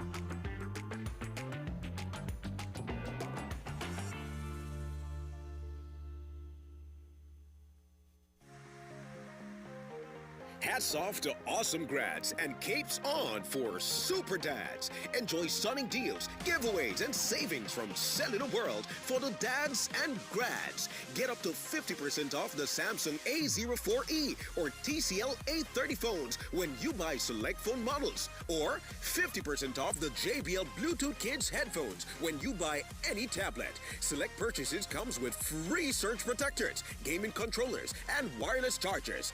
Wow, Dad! And celebrate that grad without breaking the bank. Shop at any of our 5 locations in Belize City, Belmopan, or San Pedro.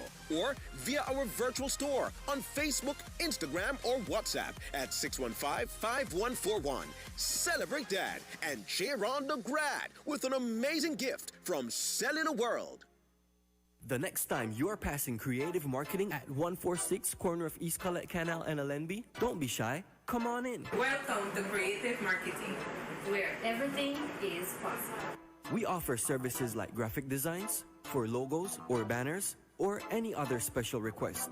Get designs printed on t-shirts for sporting events, special events like birthdays, or for your business. Get your polos or dress shirts officially embroidered with logos or business names.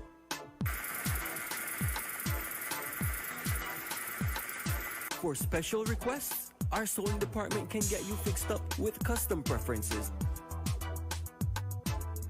Our in-house name brands like Eliani's Collection produces uniform dress shirts and blouses. For work or school, our Z-Tech Sportswear produces fisherman shirts and dry fit polos for males or females. Ask about other items. In other departments, we produce customized banners and pin feathers. At Creative Marketing, there's so much more. So next time you're in need, come take a look.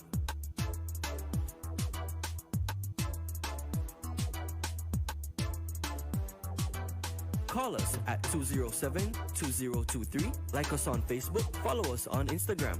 Creative Marketing, where everything is possible.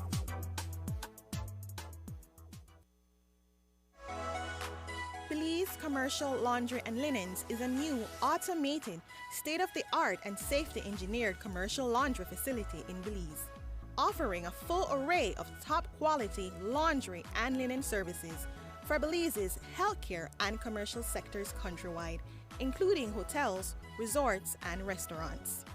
For more information on how we can serve you, contact us at telephone 227-3396 or info@belizelaundry.com.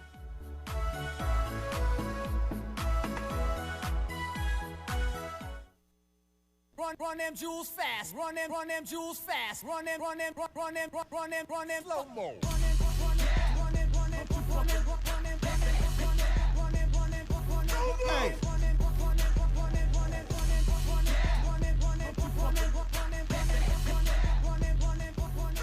Welcome back to our final segment of Uncut with Mike Feinstein.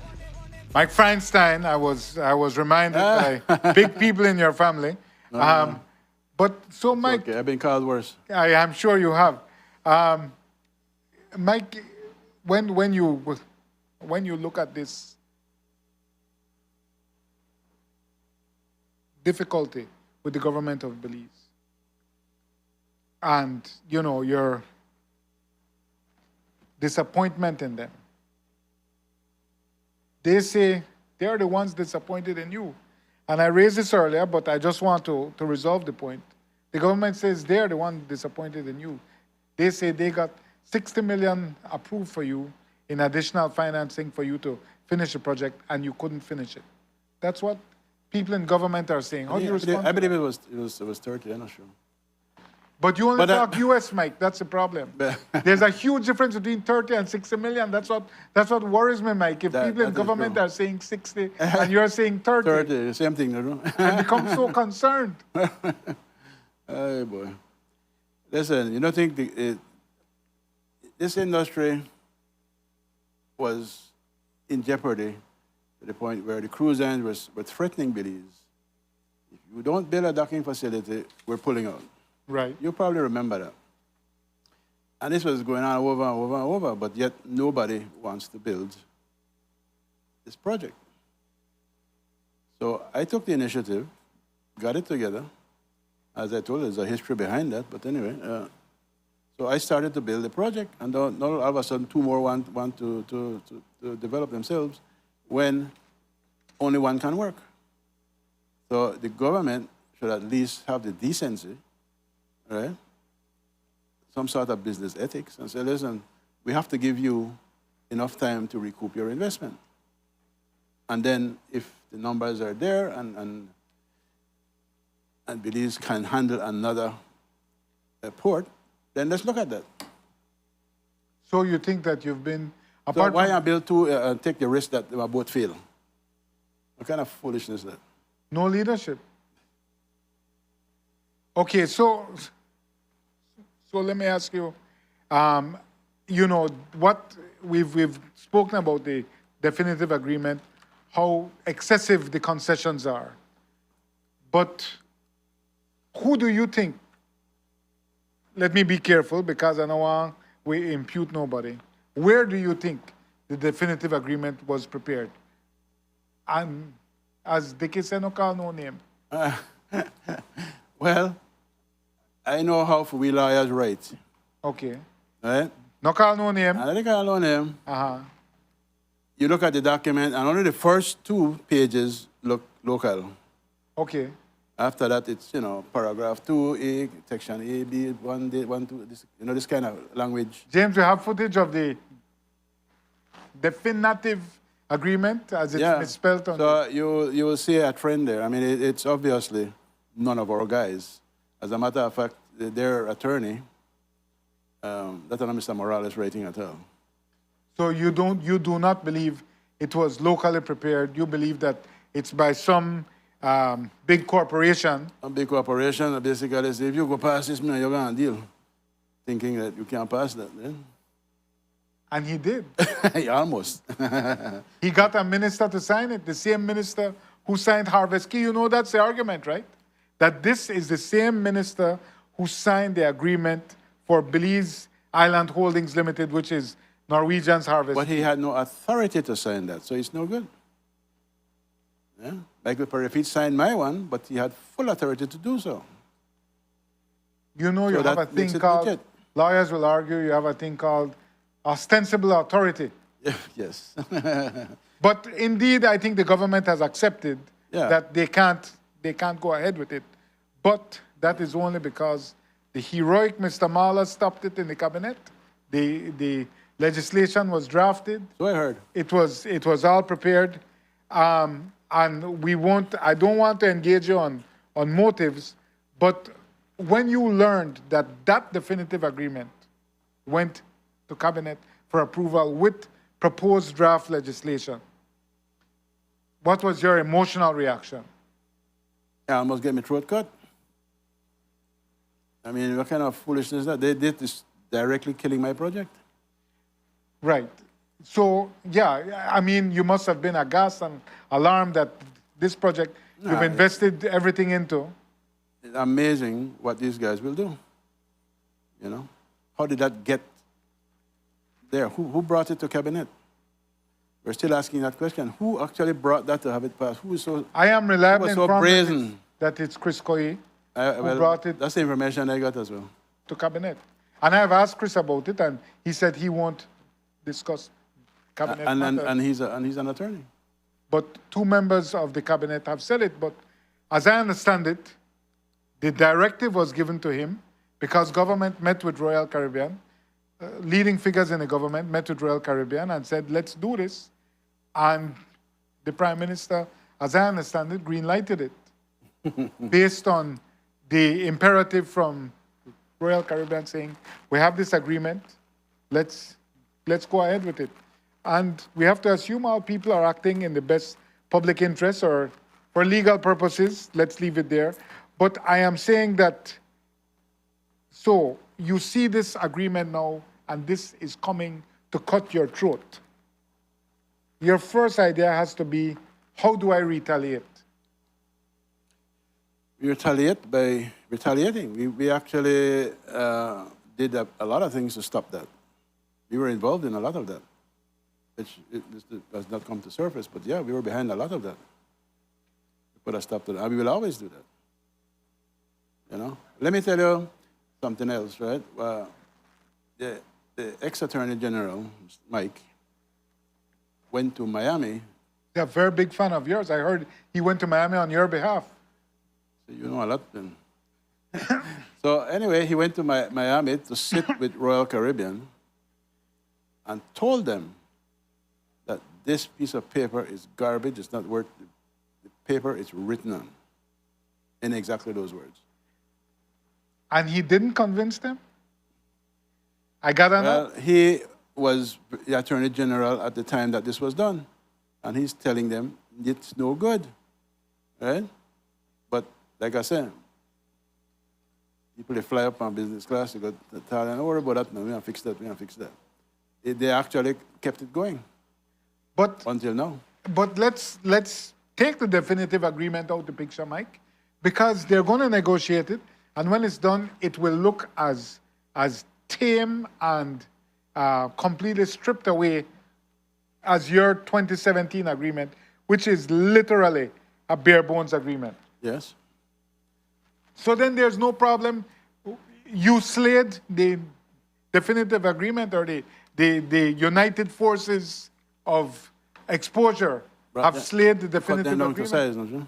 Yes, so I'm saying that mission accomplished, right?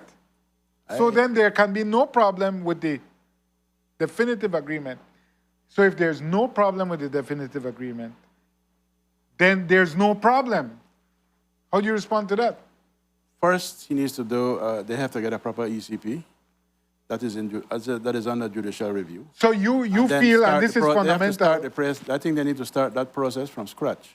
So you're saying that you're confident that your lawyers will be able to defeat the ECP and force them to do another? You know, we would have to sue everybody, and really, that's not my thing. I don't really think why we have to go down that road, no? But anyway, it is what it is. But this is a fundamental claim of yours, that the environmental compliance plan for Portico is intrinsically and systemically flawed. It's just wrong. Wrong. From any angle you can look at it, right? Legally, morally, how could they even try that? How could they even take that to cabinet, you know? That is so sick. But what's wrong with the environmental compliance plan? No, there's a lot of things wrong with that. It wasn't, like I say, it was not done properly, okay? They missed out a big part of the process, right? So they will have to do a new one. This one, I'm sure, is no good, and I think we will prove that in court. No, you know that, let's say you're successful. So far, you've been doing well, or the people allied against the Portugal agreement have been doing well. They've forced the definitive agreement out of the conversation. Good. Negotiations are being had on behalf of the state in the public interest. Yeah. So now, public interest. But then even if you slay that dragon, and that's a very big dragon, how will you then deal with the other dragon, which is Michael Ashcroft's Waterloo? Because I think he's a billionaire, Mike. He's actually richer than you, and that's not easy. He is. That doesn't mean he's smarter than me. So what would be your strategy to undo Waterloo? Bring it down, we'll deal with it. But yeah, that is an environmental hazard. I don't think he even wants to build that. I don't see why he would even want to build that. You know, he had ulterior motives. I think he's going to collect on it, but I don't think he's going to build it. So, but he spent millions of dollars on exploratory, on just the environmental exploration. It seems very serious to me. Millions have been spent on showing how that project can be feasible. You'll get it back. Well, in every business, that's what you hope. but would you agree? There are many people out there who say that Waterloo, listen, if you want breakfast, you got to break some eggs. Your project has its own environmental hazards. Every project has environmental hazards, Mike. You're changing, you completely reform the island. You know how much dredging material we deal with out there? 8,500 cubic yards. 8,500 cubic meters. Cubic meters, right? Versus millions. Okay? Even if we do the shortcut, which we will do at some point, it's still less material than any of the other projects. By far. Not even half. And that's less than half. And that's assuming or taking your word that I can show you the numbers anytime. Taking your word, though, that in order to land Oasis-class vessels on your island, you don't have to shave off a piece of or remove a piece of a reef structure. No. No. So no, but you know, they say there's no reef. They're not passing any reef. But you have reef structures in that area, Mike. It's not a. You have fringing reefs. But they're not. You're not running over them. You're not removing any of them.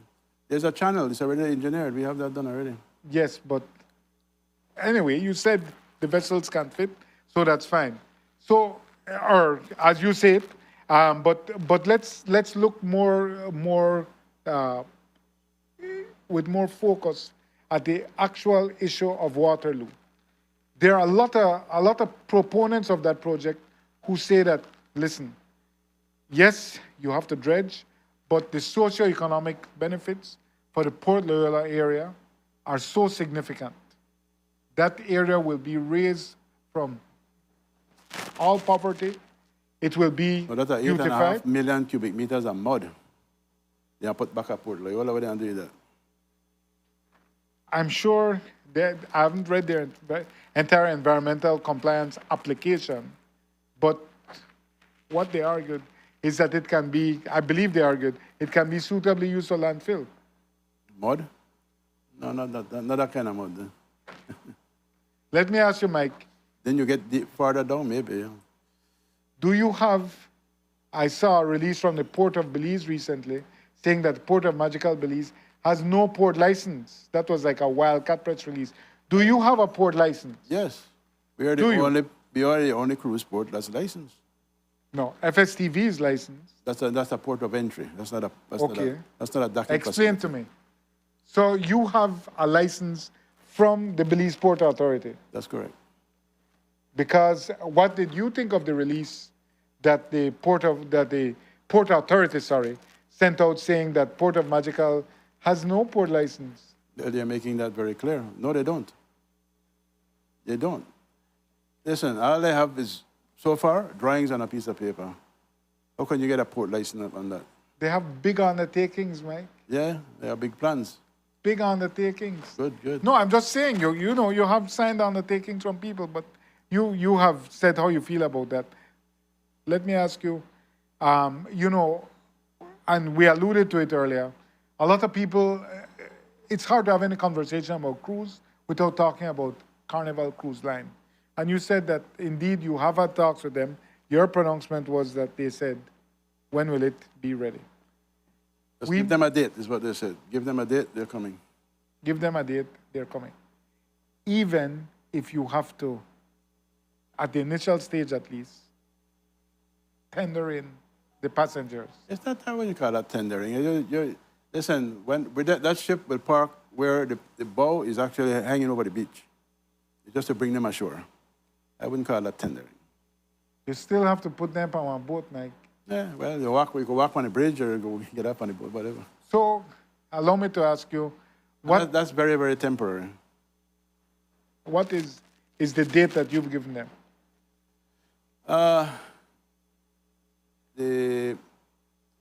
By October, we can do a soft opening, right? Okay. Because the dolphins will be finished.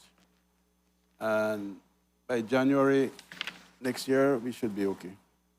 You know, it depends how fast these guys work, and if we don't have any delays with any more of the precast keeping us back, we will be good. So by October, you're foreseeing a soft opening. How much of a game changer, if you're actually able to get a Carnival ship out by your island, right there? How much of a... I think if we finish the upland development, Carnival would prefer to go there than FSTV right now.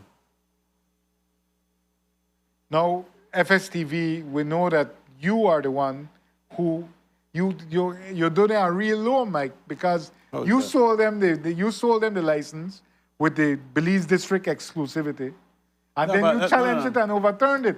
Well, this is greed, okay? Because we were negotiating, but then I want to let go of the head tax. So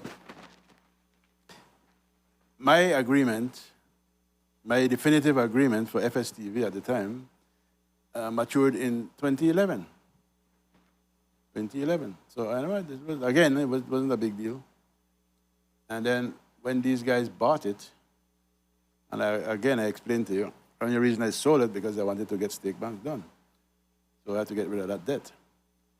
And we had an arrangement where we would have done Stake Bank jointly, right? That was the deal. So they went to the government and said, listen, we're investing in Belize. Can you give us 5 more years on this thing? So that puts it at 20, I think it was done at 2017 rather than 16 because it was late in 20, after 11. Though, after that, and to get that extra 5 years, they made a deal with the government that we will bring not less than 100,000 passengers to Belize, Royal Caribbean. Right. They've never brought more than 70,000. So they've reneged that agreement every year. Okay? That's a fact. And then Carnival got into the picture, and they wanted to build a port there, and the government was trying to make that happen. So they said, well, let's make a deal. We'll give you until 2028 with the head tax, but you won't object to Carnival. That was signed off, but Carnival never came to the picture. Right. So why are they honoring that? That was hinged on Carnival project. Uh-huh. Right? But then they sucked that thing dry, right? Right. I don't see that. I think taxpayers' money should go where it belongs, you know. But they do what they feel best. And they always feel like, oh boy, if I do that Royal Caribbean or pull out. You mean you pull out? Where they going? Which other destination they have any head tax? Which other destination they have exclusivity like what they have there? Where they going? They're not going up bloody way. We're afraid for them for. It's stupid the way how they think, you know. But I heard that you still lock them in because of your savvy negotiation. You still lock them in with security contract for a 25-year security contract for your. No, we're not doing security there anymore. We're not. I really do no business with them people. So, let me ask you, where do you see cruise tourism?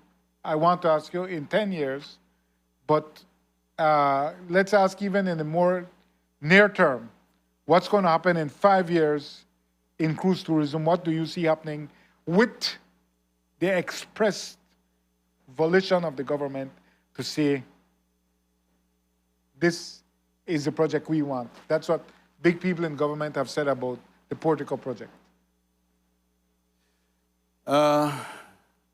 Big projects fail, you know. I think that I'm confident in what I'm doing. I always have been.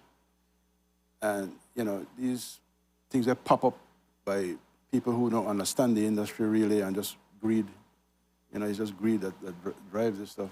And they plan, and they manage to get government officials to give sort of, you know, excess things away.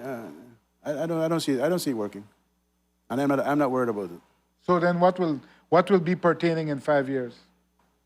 5 years, we will be fully flourishing on Stake Bank. I think people will have a wonderful time out at Stake Bank. I don't think so. I know so. And, you know, we would like to finish the North Drum Key project, even if we don't do the Causeway because it's not in demand, right? Just the one from Belize City to North Drum Key. That's a beautiful project. It has been interfered with a lot. But can you imagine that project for Belize? I mean, it's to me, it's the icing on the cake. I like it even more than I like Steak Bank. But what people don't know, it's being held back, you know. What people don't know Thousands of jobs, thousands of jobs. What people don't know is what you told me at your office many months ago, and you repeated here in our commercial break to me, that a lot of people are looking for the Causeway approval, but they're looking in the wrong place. Yes. Your position is that the Causeway approval is really with the North Ronquillo project. I will tell you very openly. Barrow administration tried to take they took the Causeway out of the Steak Bank component, okay? And I had already moved it over to North Ronquillo project. So if you can see on the map, that's North Ronquillo there, that's and then we're moving to the right of your screen to Steak Bank, right? So now, what you're saying is that Causeway still has environmental approval. It does. But it's encapsulated not within the Steak Bank environmental. It belongs to North Ronquillo. They have the environmental clearance. North Ronquillo has the environmental clearance. To build for the entire Causeway. The entire Causeway being, as we see there, from Belize City to North Ronquillo, which is the one with the date, and then to Steak Bank. Yes.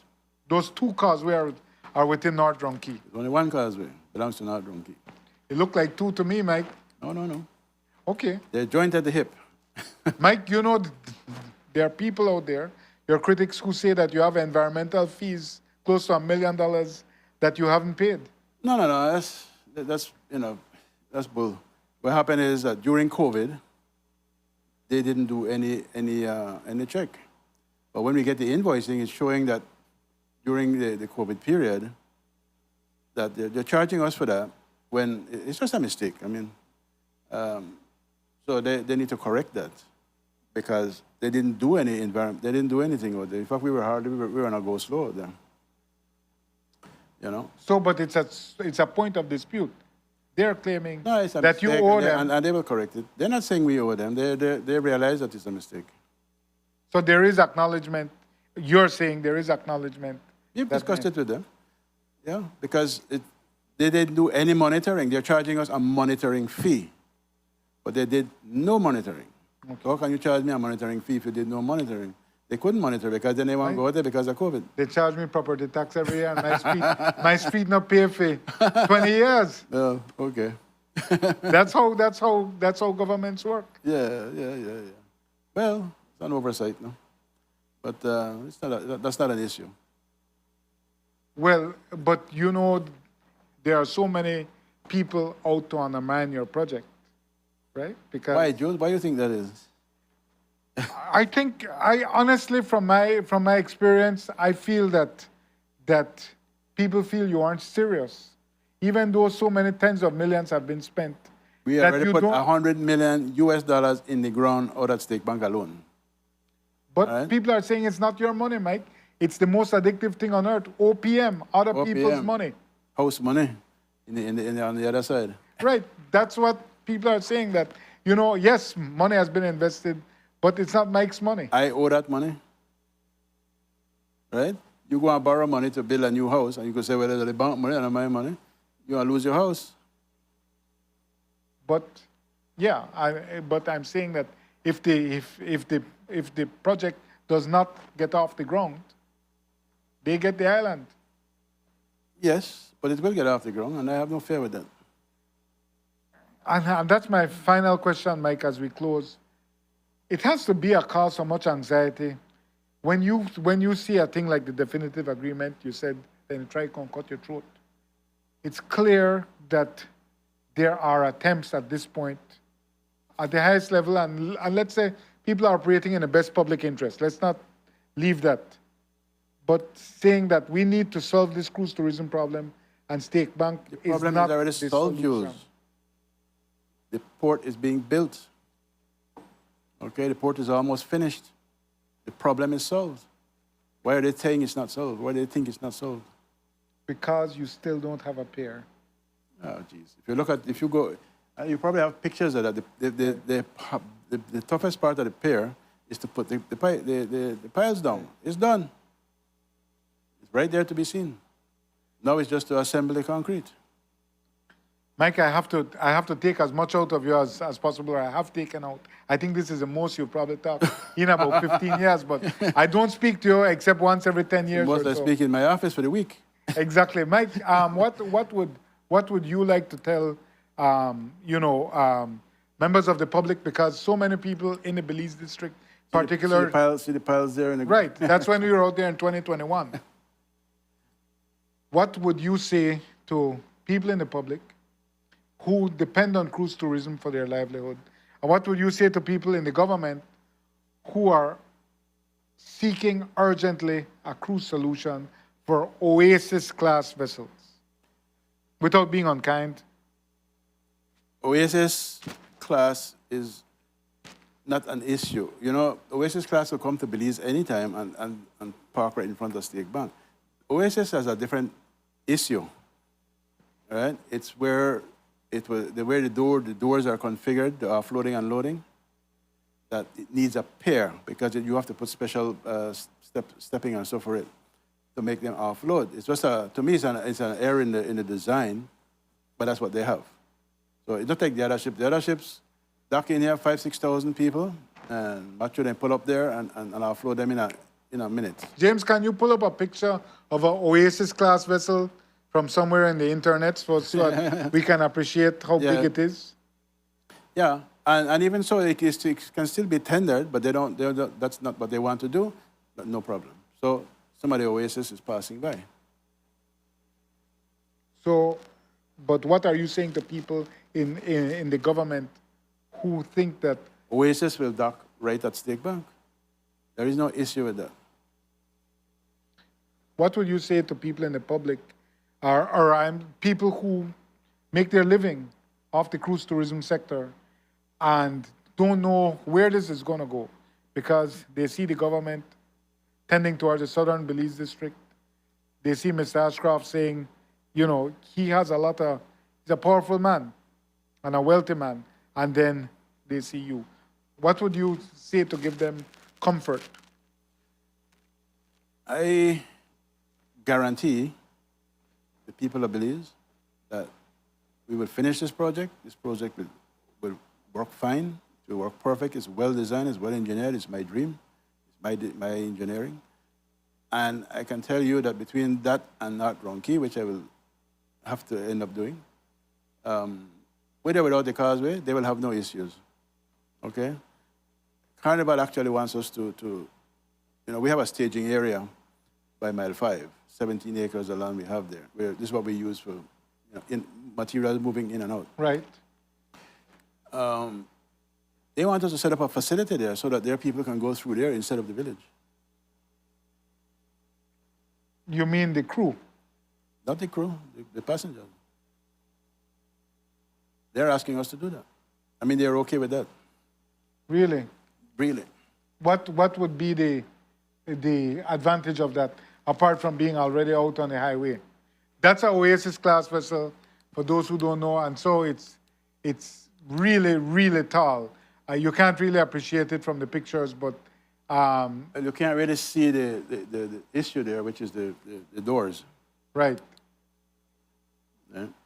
So it's different than the other ones. The other ones are when you dock at a pier, the doors are lined up with the pier. Right. Okay. You just step off. This one, the doors are higher. So you have to have a special ramp for it. So, but cruise ports all over the world have to deal with this. It's not a problem, but you need a pier for it. Okay. Which we're building. Right. Okay. So, anything you want to say in closing, Mr. Feinstein? No. Thanks for the opportunity to bring some clarity to wandering minds. And rest assured, Stake Bank is actually, we don't have a lot of space left out there for shops, rentals, So, you call the office and we'll get you sorted out. There's not much left. So when we open, we are opening full. And You're saying that... Which is over about 80,000 square foot of rental space. Okay. How many feet? 80,000 square feet of, 80,000 rental space, yeah. Wow, that's heavy. Would you bring me the list of sponsors as we close our show? And with that, how does that compare, that 80,000 feet of rental space? How does that compare to FSTV, for example, just for scale? Yeah, 40,000. So it's twice what FSTV has. Rental space, yeah. Okay, well, let's see what happens, Mike, because these are days. I can tell you what's going to happen, don't worry. Mike has seen the future. He saw it before, so I can't argue with the man. We want to thank Mike Feinstein for appearing tonight. He doesn't speak often, so we're grateful to him. We want to thank our sponsors, Benny's Home Center, Cellular World Belize, Creative Marketing, Full Tech Systems, Galenia Hospital, Port Coral, James Brody and Company Limited, as well as Smart. And we want to thank you all for tuning in. The show has been long, but we don't get this man to speak too often, so we're grateful for that. And we'll have another show next week. You don't invite me, my brother. I don't invite you, Troy. I have to make it a monthly affair. I tried back by you. And we will have another show next week. The guest is already set. The promo goes out tomorrow. So tune in next week, Wednesday, to Uncut. And thanks again to all our sponsors and to all of you all for tuning in. Good night.